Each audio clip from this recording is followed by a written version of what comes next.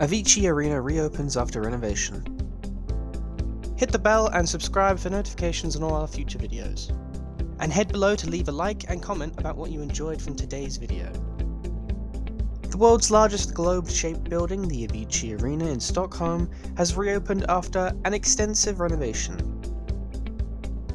The stadium, which has a capacity of over 16,000, has been upgraded with a retractable acoustic panel system, modernised facilities, and updated event spaces. The arena opened in 1989 as the Stockholm Globe Arena and was renamed in honour of the late Swedish artist Avicii. A team including HOK, CF Moller Architects and SBP have modernised the building with a sophisticated steel ring construction supporting a retractable roof with acoustic panels and rigging system. There is also enhanced gondola seating, new tiers, new seats, and lounges. The updates ensure the stadium can host a diverse array of events, from ice hockey and concerts to world-class cultural showcases.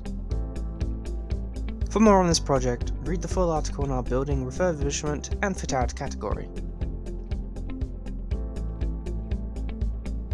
Read more at TWinFM.com.